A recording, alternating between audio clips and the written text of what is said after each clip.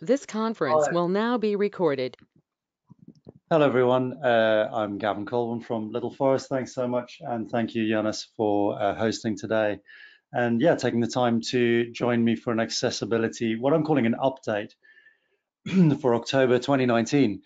The reason I'm using the phrase update is I'm assuming that most of us here are digital and that you've some exposure before to accessibility, certainly in the web sense or in the digital sense of accessibility. And what I want to go through today is really a bit of a top up, a few tips and some takeaways, lots of useful resources, and a lot has changed in accessibility, and a lot is changing in a very, very exciting and very positive way.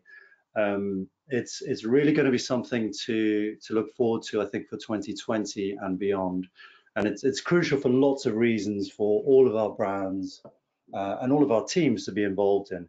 And I want to share a little bit of that with you today as well, and give you a little bit more of a flavor for the subject as well.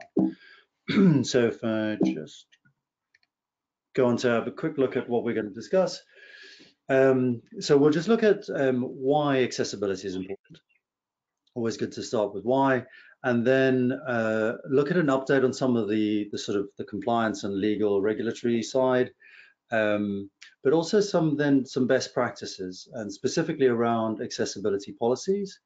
Um, Following that, we'll have a look at actually how to best run an accessibility audit from a digital perspective for your brand. And also then kind of look more to an inspirational side, how the newer technologies are really helping the accessibility move forward today. I think there's a lot of fun, a lot of useful things there. And finally, just wrapping up with how we can help as digital people in our digital teams, what we can do um, as kind of next steps in terms of accessibility. So why accessibility? Really, there you can summarize this into three key areas. The most important being the first area, which is to improve the lives of people who have disabilities, and we'll look at what disabilities mean and who has disabilities in a second. So that's human-centered motivation.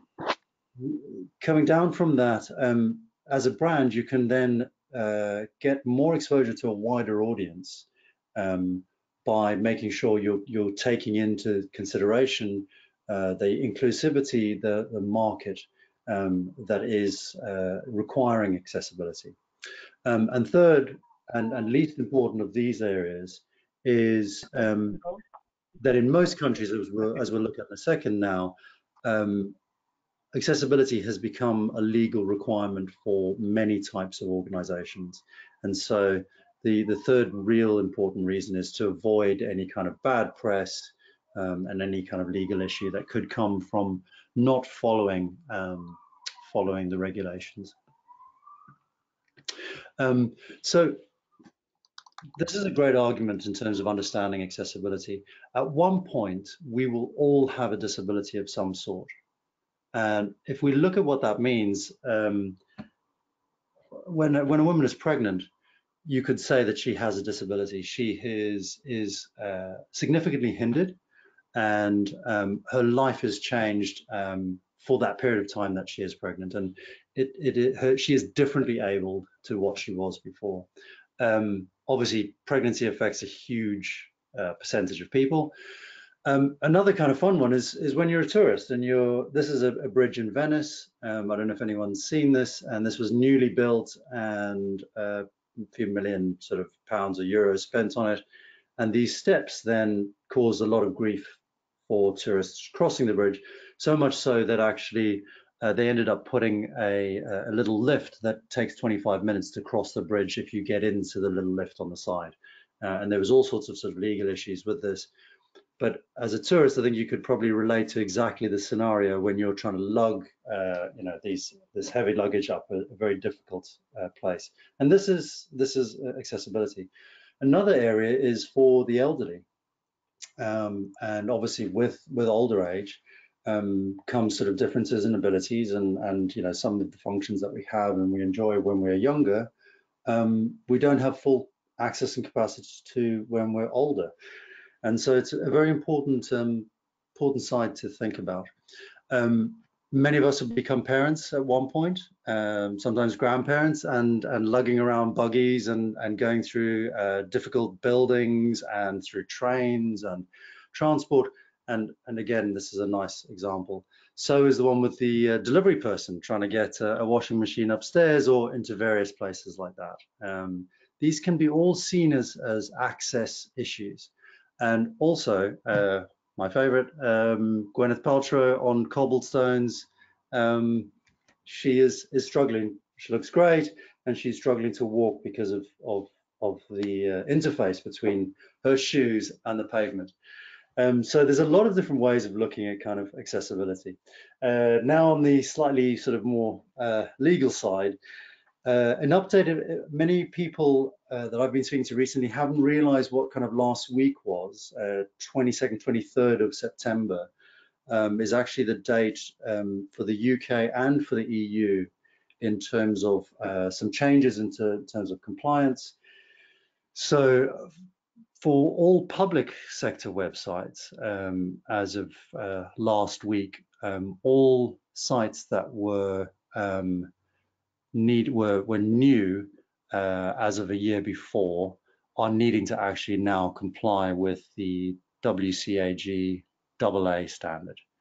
So then any existing sites, which are obviously more complex to kind of upgrade and more timely, take more time to upgrade, those will have to be done by September 2020. These are incredibly challenging dates, I think, for most organizations.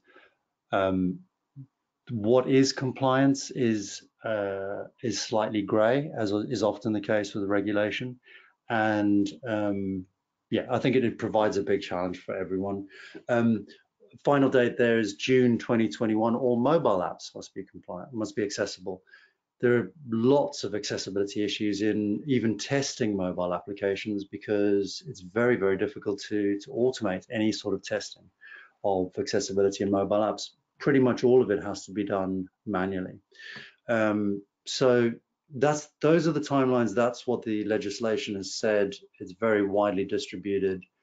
As you can see, the dates are really upon us certainly for public sector, so anything to do with government, but it is wider facing than just public sector. So we'll just very quickly look. I won't spend a lot of time on this, but basically there is the EU law, which is EN 301549. Catchy sort of number there. All of these laws are pretty much based on WCAG standards. So the good thing is that at least from a digital perspective, you are aiming at the same standard, and that has been applied across the US pretty much. Okay, it's Section 508, but there's most of the US companies that we work with are going for WCAG as the gold standard. And the UK, obviously, we've got the Equalities Act from 2010. This again has fallen in line with British standards and which is basically a counterpart of the WCAG. There's a fantastic resource here from the w3.org. I'll share the slides, and when you click on this, you can go to this. But this table is detailing, if you're a multinational or if you work in lots of different markets around the world, this is a great resource in terms of understanding what the legislation is saying at the moment. So you can see all the different countries. So here's Denmark. Here's what the agreement is. Here's the date that it was and what some various pieces are. So this is a really helpful resource to kind of go through and see if you're in many areas. So we're going to have a look at some best practices on creating a web accessibility statement. I'm pretty sure most of your brands would have one at least of these, often many of these. So what is an accessibility statement? It's really providing the public with an understanding of what you have done for accessibility from your website. So the first step when creating an accessibility statement is knowing how accessible your site currently is. So where are the issues, where are the blockers for somebody who is disabled and is using a screen reader or some other tool to actually interface with the information that you're providing them. And then the second step is obviously, once you know what the issues are, to then start to fix them and to unblock those issues. Another amazing resource here, the British government has provided a sample accessibility statement. And so this is very useful. If you click through here, you can actually see that. I'll just quickly call out a couple of the interesting bits here. So this is literally a template that you can fill in. You can sort of download and put in the name of your organization if you wish to kind of get to this level of detail.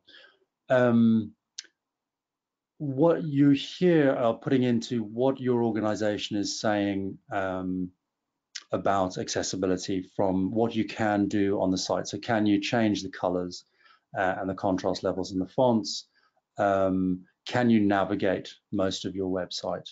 Then there's a reference to the partner that you're working with, in this case AbilityNet, has advice on making the device easier if you have a disability. Putting in a section around the parts of the website that you know that are not fully accessible.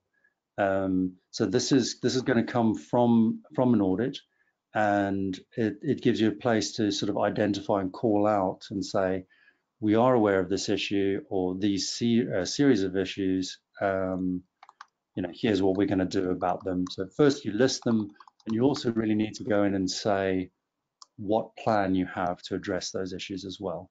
So this is just the point where you list them, and then giving contact information as well. So if someone is struggling to get the information they need from your website and from your organization, it's a very good idea to have contact information of an accessibility officer within your organization. So that's a good section. And then how to report issues, so how to deal with those, and then really to list who you're regulated by, so who to complain to if a person is not happy with the service that you're providing, and how to contact by phone, etc. So I would encourage you to have a look at this and maybe benchmark your existing accessibility policy against it. I won't go through everything here, but it's a really nice resource from that perspective in terms of making you feel a bit like you have some best practice guidance there. Talking about other types of media like PDFs, videos, audio, etc. So that's from Gov UK. Another fantastic resource from Nomensa is the accessibility statement generator. So this, if we actually click through here, is an interactive tool. You can click on the start generating, and you can then sort of put in your website name, and it will literally just generate the statement for you. I would advise having this together with accessibility experts and partners and so forth. You put in your URL, your accessibility target level. So the legal compliance is AA. What a friend and customer of ours said to me that resonated deeply with me was, why don't we all aim for single A initially? Because in order to meet AA, we have to hit single A. And I thought that was incredibly simple common sense, because all of us are aiming here. Very, very few of us are actually reaching this. We need to reach single A before we reach AA. This is a great tool. So here you can put in some of the contact information, all of the things that are kind of referenced in the Gov UK template that we just looked at. And then once you've done an audit, you can then, what issues and breaches with the guidelines you have. So let's say you untick this to say, we don't currently support audio description or media alternatives. What is the plan for addressing this issue?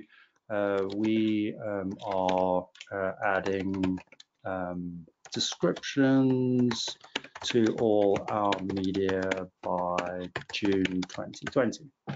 Something like this is really helpful to show that you are, you understand where you are with accessibility, you're taking it seriously, and you have a plan of action going forward. So again, that is, and then you can just save this and it will give you that document, which I hope you'll find that helpful. So that's the accessibility statement. So when writing policies, I'd always recommend talking with experts.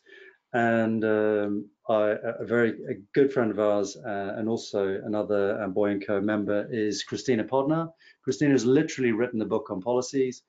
I would highly recommend both the book and Christina in terms of from a consulting background in terms of accessibility and all the other policies that we need to be compliant with in terms of governance. So definitely have a look here and get in touch with Christina if you're looking at accessibility. What are the benefits of having an audit? So one, your team is going to learn more about accessibility. It's an incredibly deep and rich topic. You're going to get to see what your current status is, and you're obviously going to get recommendations, and your website is going to get better. You can create a plan for the short term and for ongoing. So it's really crucial that accessibility becomes a part of your continuous improvement and your ongoing pipeline.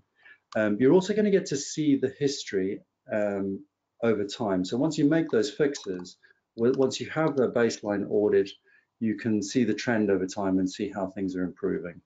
And by having the audit, you're showing that your organization is taking the matter seriously. How to do it, how to do an accessibility audit. There are really two types. I would recommend starting with an automated audit using software, but it is essential that you have also manual testing. So this is experts who can walk through your web services from a manual testing perspective from disabilities.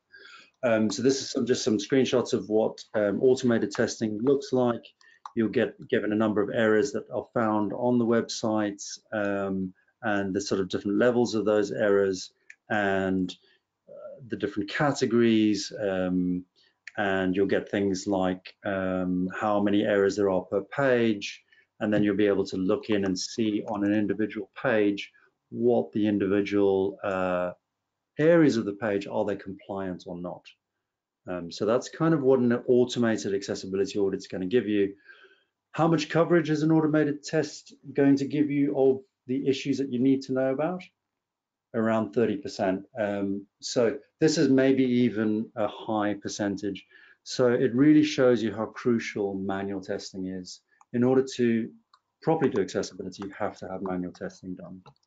So it's essential. And we to introduce another partner of ours, Essential Accessibility, amazing company based in Vancouver, Canada, that we work with very closely, and they are experts in this field in terms of all the manual testing, etc. They have long-standing experts there. I would highly recommend them. There's another great resource from the UK government. They've created personas around people with different types of disabilities. So Ashley is a partially sighted screen reader user, whereas Christopher is a user with rheumatoid arthritis, and Claudia is partially sighted using a screen magnifier. And there's a whole lot of personas that they have here on this resource that you can go through and use as a part of when you're building your user stories and understanding what the user needs are. They also have things like, what are the critical checklists that you need to meet to make your site? You know, what is the most important things for you to focus on? Really, it's kind of navigation, and then form inputs and functional areas like that. Yet again, more great resources from them, lots of infographics around what to do, what not to do for the different types of disabilities. I won't go through all of it, but if you follow the links through here, there's amazing posters as well that they have in terms of really showing what inclusive design is, why it's important, and so on. How to build sites in the best way.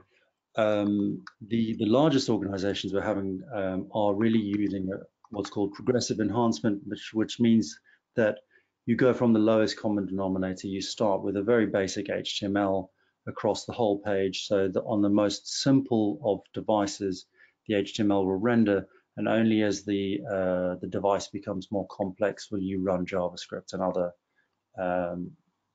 more functional areas that can be brought in for the user experience. I really like this quote. So progressive enhancement is about resilience as much as inclusiveness. The benefits of accessibility beyond just making the information more accessible to people and to more people is that actually you're simplifying and you're improving your service in many other areas as well, and resilience is an important one. There's a lot of auditing going on of all the main brands over time, and you can see this here. WebAIM have been doing this over quite a lot of time. What I'd like to see is, for example, Bank of America. I think this first date is something like 2007. The second one might be 2012, and the latest one is like 2019. And you can see the Bank of America is going down and down. These are the number of errors that they have on their sites, accessibility errors over time. And really, that's the trend we want to see. So this is the inspiration bit. There's so many fantastic things happening in accessibility now.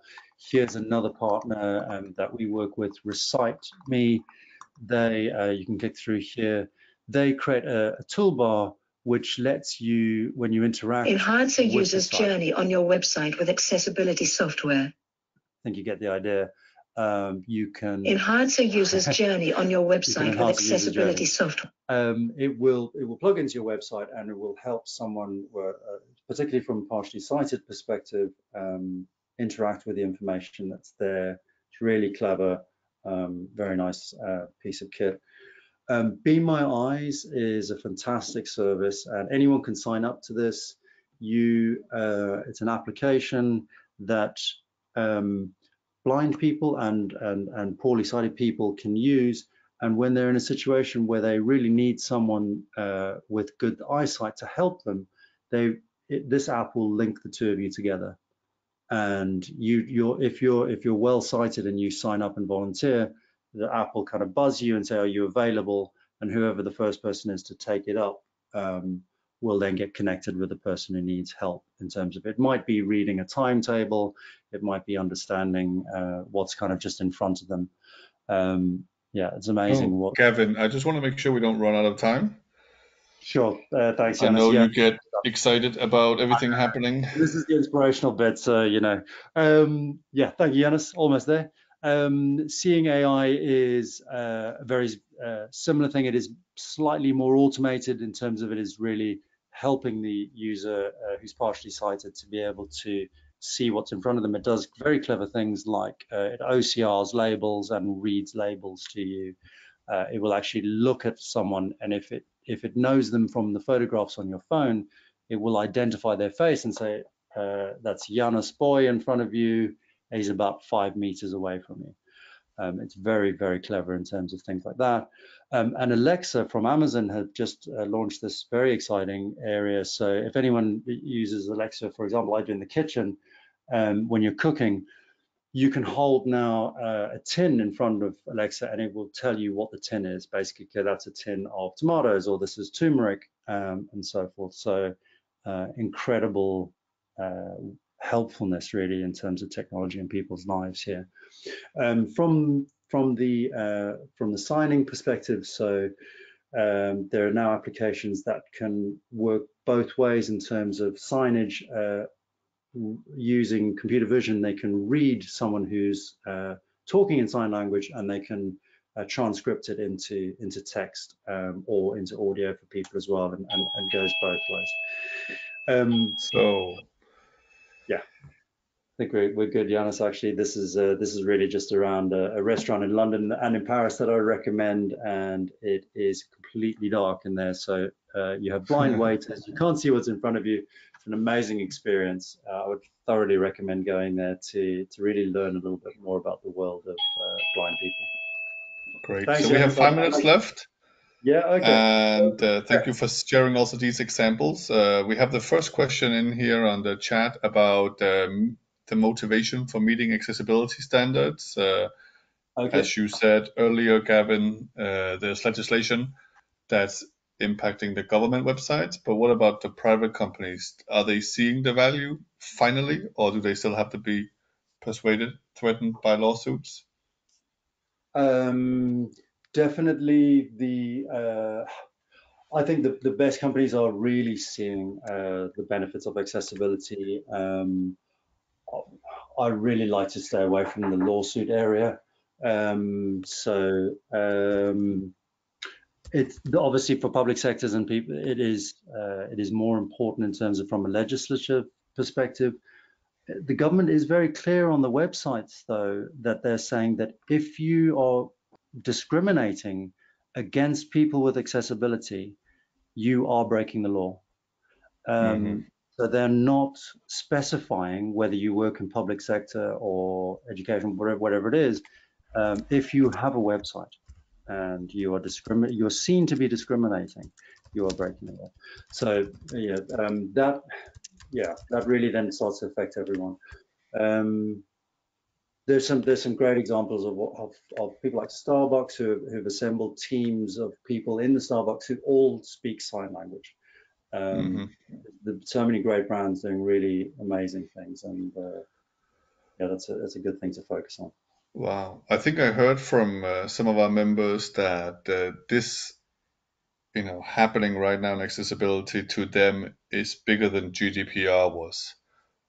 Are you seeing the same, in terms of the sheer impact? I think and how companies are busy with this? Yes, certainly privacy has prepared, and I think it's so fresh in the minds of us in digital, the GDPR and the privacy work that we all had to do and are still having to do. I feel accessibility is very, very similar.